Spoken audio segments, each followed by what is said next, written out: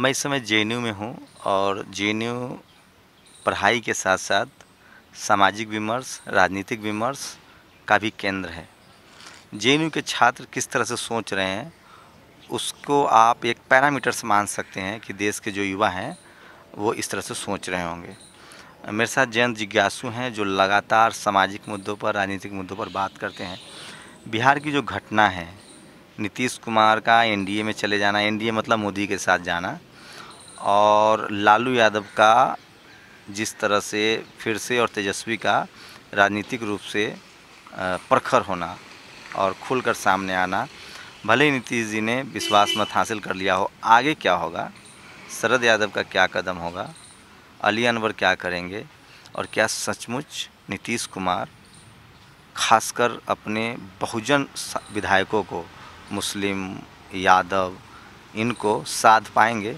इन्हीं मुद्दों पर बात करेंगे। जयंत, क्या लग रहा है, नीतीश जी ने विश्वास मत हासिल कर लिया हो, जनता का विश्वास किस तरफ जा रहा है? यह तो मैं कहूँगा कि जनादेश जो था और जिन मुद्दों पर जनादेश मिला था उसके साथ ठीक धोखाधड़ी है। और नीतीश कुमार ने जो कुछ किया है वह लोकतांत्रिक प्रक्रिया का तो हनन है ही।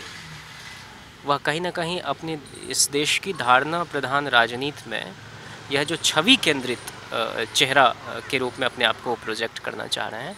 आने वाले समय में मैं समझता हूं कि उनसे ज़्यादा अविश्वसनीय चेहरा इस देश में कोई नहीं होगा। 21वीं सदी के सबसे घिनौने अवसरवाद के रूप में मैं इस मिसाल को देखता हूं। देखिए, राजनीति में जोड़ घटाव, गुना भाग चलता रहता है, लेकिन जो हालात है, आपको कहीं लग रहा था कि नीतीश कुमार फंस गए थे? जिस तरह से तेजस्वी की चर्चा हो रही थी, तेजस्वी गलती करने से बच रहे थे, पॉलिटिकली बहुत करेक्ट कदम उठा रहे थे और खासकर बहुजन समाज के बड़े चेहरे बन रहे थे, युवाओं में लोकप्रिय हो रहे थे। नीतीश को कहीं इस बात का डर था?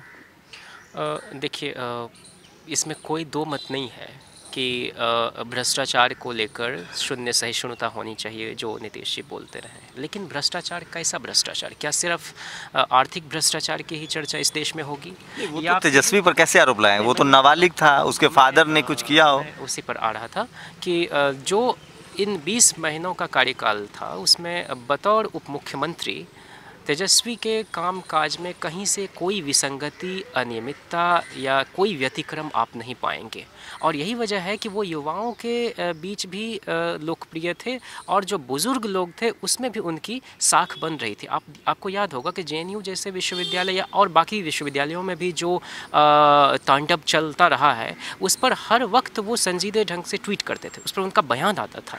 आप नीतीश जी का बयान कहीं भी विश्वविद्यालयों में सामाजिक न्याय के साथ जो छेड़छाड़ होता रहा है या फिर तमाम तरह से जो पीछे धकेलने की कवायद चलती रही है, 970 लोगों का दाखिला पिछली बार हुआ, इस बार 102 पर घट गया, उसमें नीतीश जी का बयान आपको नहीं मिलेगा, लेकिन तेजस्वी का बयान मिलेगा। रोहित वेमुला पर उन्होंने सड़क पर उतरे थे। तो ये जो बढ़ती हुई लोकप्रियता से जो घबराहट नीतीश जी की थी वो तो अपनी जगह है ही, लेकिन साथ ही साथ वो रास्ता तलाश रहे थे धीरे धीरे भाजपा के साथ जाने के लिए। आप देखिए, क्या तेजस्वी ने स्पॉन्टेनियस नहीं था, प्री प्लान था? बिल्कुल भी स्पॉन्टेनियस नहीं था। ये जो लोग कहते हैं कि लॉ एंड ऑर्डर में दखलंदाजी थी तेजस्वी की, तो आप बताइए कि क्या तेजस्वी से त्रस्त होकर उन्होंने जीएसटी का समर्थन कर दिया? तेजस्वी के कामकाज में दखलंदाजी से उन्होंने नोटबंदी का समर्थन कर दिया? क्या तेजस्वी ने उनको इस बात के लिए मजबूर कर दिया कि रामनाथ कोविंद को समर्थन कर दें, जबकि पूरे देश में विपक्षी एकता के लिए कोशिशें चल रही थी? शरद जी से लेकर उधर दक्षिण के लोग, उधर सीपीआई के डी राजा, तमाम लोग, उसमें येचूरी जी, सब लोग इस बात को लेकर लगे हुए थे कि देश में एक विपक्ष, सशक्त विपक्ष के लिए और आने वाले दिनों में जो देश को तोड़ने की राजनीति चल रही है उसके बरक्स एक सांप्रदायिक सौहार्द। बताइए, जो बहुजन समाज के नेता हैं या तो लोभ लालच में फंसते हैं या उनको डर सताता है। कोई कांसी राम नहीं आ पाएगा। आप हमारे कर्पूरी ठाकुर कांसी राम, आप तो राजनीतिक विषय पर लिखते हैं, लोहिया, मैं वो भले सवर्ण समाज से हो, लेकिन जिस तरह से उन्होंने सड़कों पर असिस्ट किया, असर्ट किया, लालू को छोड़ दें, उनमें लाख बताइए कि अगर राजनीतिक रूप से आप गणना करें तो बड़े बड़े आरोप, मैं आरोप की बात कर रहा हूँ, नितिन गडकरी पर आरोप लगे हैं। मायावती को 100 करोड़ की पार्टी है, उनकी औकात है, और उनको कहा जाता है दौलत की देवी।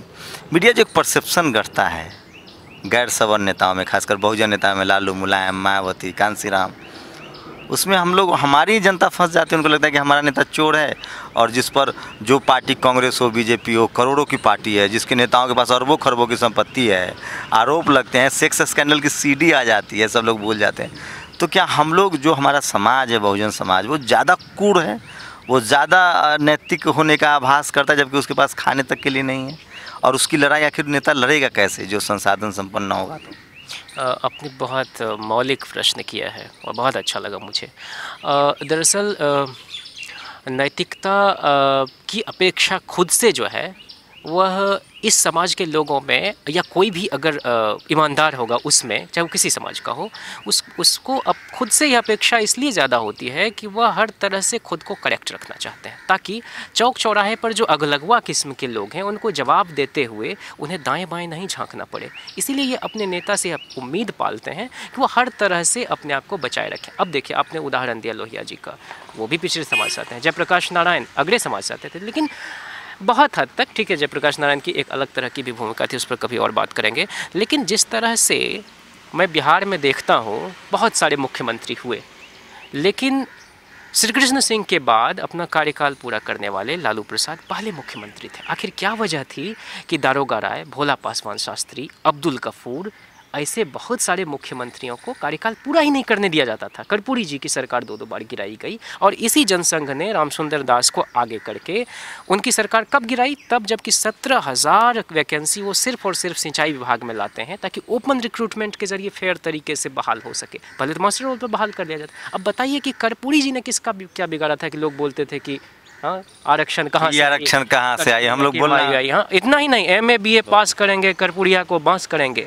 और यहाँ नहीं, राम नरेश जी यूपी के मुख्यमंत्री बन गए थे और जगजीवन राम जी केंद्र में थे, तो लोग क्या बोलते थे कि दिल्ली से चमड़ा भेजा संदेश, राम नरेश भैंस चरावे, कर्पूरी केश बनावे, भैंस चरावे राम नरेश। मतलब घृणा, विद्वेष की ऐसी स्थिति और मानसिकता है कि इस देश में आप कुछ नहीं कर सकते। लेकिन फिर भी मैं बोलूँगा कि जो लोग भी और जो युवा साथी भी सामाजिक न्याय की लड़ाई को आगे बढ़ाने के लिए चले हैं, उसको लेकर प्रतिबद्धता है, उनको अपने अंदर लोभ का त्याग, इच्छाओं को कम और संचय और संग्रह। जयंत, एक बार तो आप पार्टी चलाएंगे तो आप चंदा भी नहीं लेंगे, कॉर्पोरेट आपको चंदा नहीं देता है। मैं भ्रष्टाचार की बात नहीं करूँ, भ्रष्टाचार का कोई अलग पैरामीटर है क्या? बीजेपी के तमाम नेताओं पर भ्रष्टाचार के आरोप है, मैं आरोप कह रहा हूँ। उनके खिलाफ जांच ही नहीं होती है भाई। वो अभी सहारा का डायरी आया था, पनामा केस में देखिए, वहाँ के सुप्रीम कोर्ट ने पाकिस्तान के नवाज शरीफ को हटा दिया है। आपके यहाँ जांच ही नहीं हो रही है। तो भाई CBI कांग्रेस के समय में तोता थी, अब इन्वेस्टिगेशन, आज़ाद इन्वेस्टिगेशन एजेंसी। तो क्या लगता है आपको, आप लोग नहीं बात करेंगे खुल के, क्या लगता है कि जानबूझकर, जो अगर आप बहुजन समाज से हैं तो या तो डोमिनेंट होइए, अपनी लीडरशिप आप खड़ा नहीं कर सकते, नहीं तो आप पर सवाल खड़े कर जाएंगे?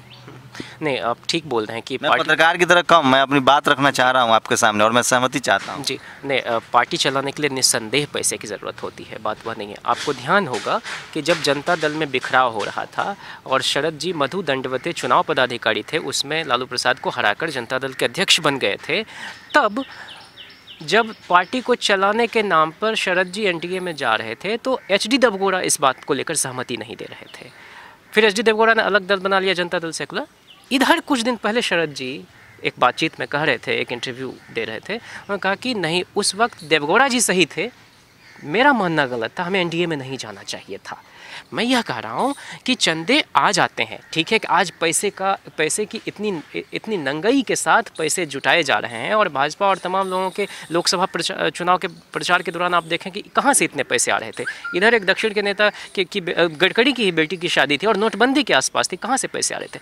मामला यह नहीं है। मैं कह रहा हूँ कि अगर चुनना होगा हमें नीतीश में और लालू में, तो इसमें कोई दो मत नहीं है कि लालू को चुनेंगे। क्यों?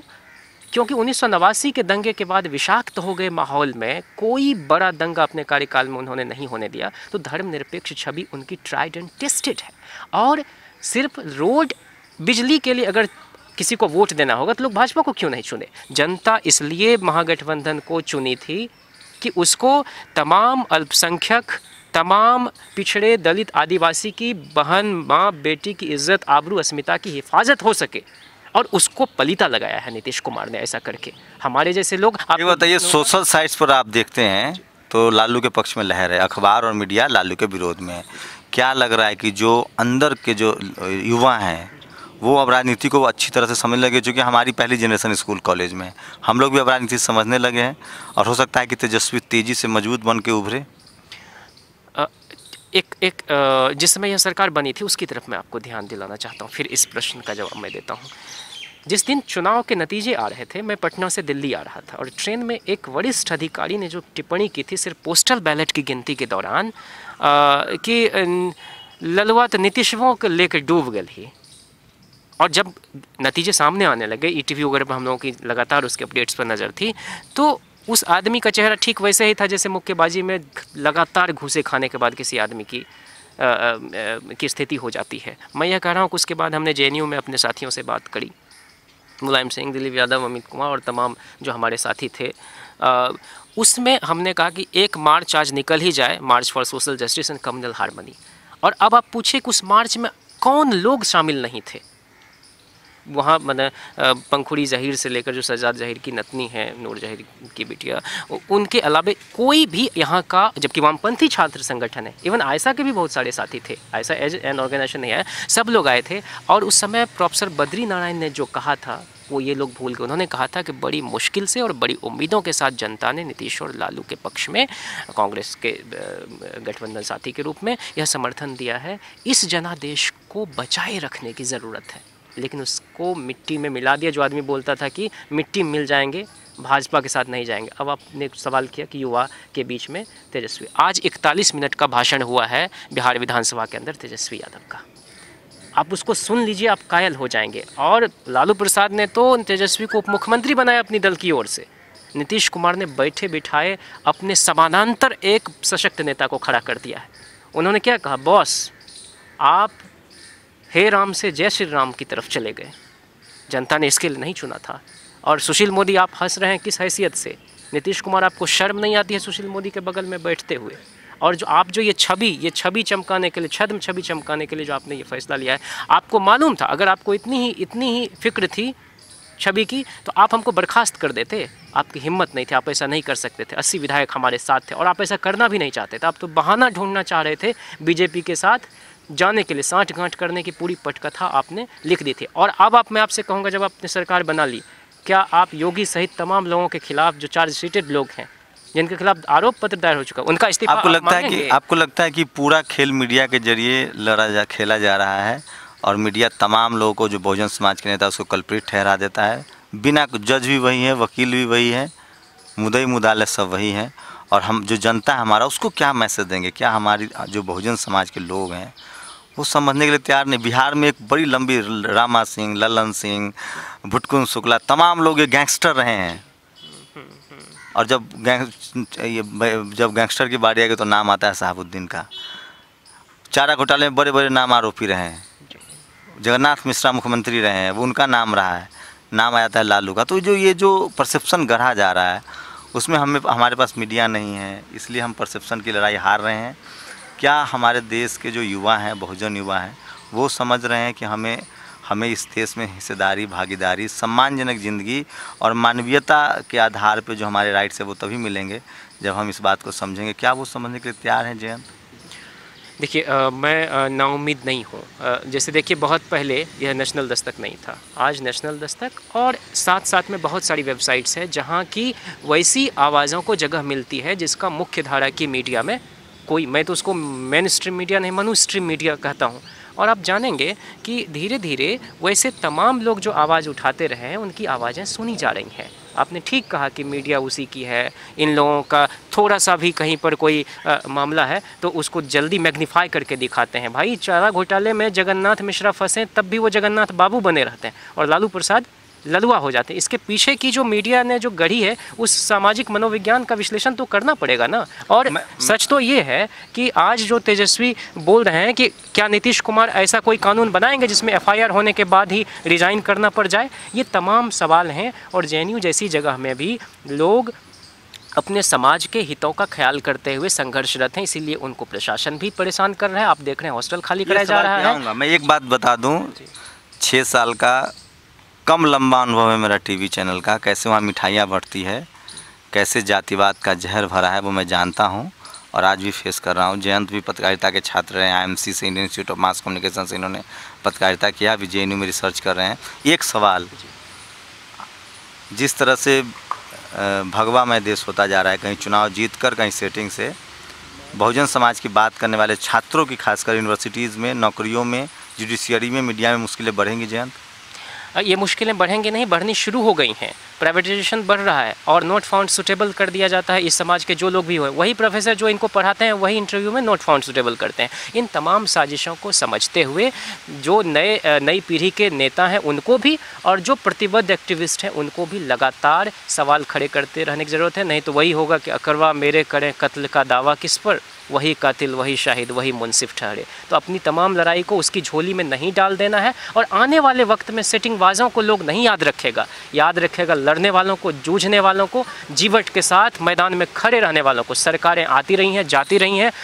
नीतीश कुमार इतिहास में एक घिनौने अवसरवादी चेहरे के रूप में ही दर्ज होंगे। और शरद यादव अगर स्टैंड लेते हैं, जिसकी उम्मीद है, तो उनके 15 साल के भाजपा के साथ जो उनकी यारी रही है उसको भी लोग भूल जाएंगे। आज हम शरद जी से, JNU के लोग यही उम्मीद करते हैं कि वो विषम परिस्थिति में भी एक ऐसा रास्ता तैयार करेंगे जिससे हम सबको भी बल मिलेगा। और बिहार में जो कुछ हो रहा है उसको एक्सपोज करने के गली गली में ज़रूरत है कि नीतीश कुमार घुटने क्यों टेक दिया। और उसके पीछे आखिर में मैं आपको यही कहूँगा कि जो 11,000 कुछ करोड़ का मामला था, वो सारी चीज़ें खोली जा रही थी, तो नीतीश कुमार की कमज़ोर नस दबी पड़ी थी, वो अपने को बचाने के लिए ऐसा करेगा। देखिए, बारिश हो रही है और नेशनल दस्तक की कोशिश है कि युवा क्या सोचते हैं। और जयंत जैसे तमाम युवाओं से मैं रोज़ बात करता हूं, और आपको समझना चाहिए हमें नेता गढ़ना पड़ेगा और जयंत जैसे लोग हैं उनको सुनना पड़ेगा, तभी हमारा समाज जो है, जिसको नेता विहीन करने की कोशिश है, वो नेताओं से लबालब भरा होगा। बस ज़रूरत है युवाओं को साथ आने की। और नेशनल दस्तक की यही कोशिश है कि तमाम युवाओं को हम मेन स्ट्रीम में लाएँ, उनको आप तक पहुँचाएँ, और आप सुने, समझे और उन्हें गुने, और तब आप फैसला करेंगे कि मीडिया जो है, मेन स्ट्रीम मीडिया, वो कैसे आपके नायक को खलनायक बनाता है। कैमरामैन तारदत्त के साथ शंभू कुमार सिंह, नेशनल दस्तक, JNU, दिल्ली।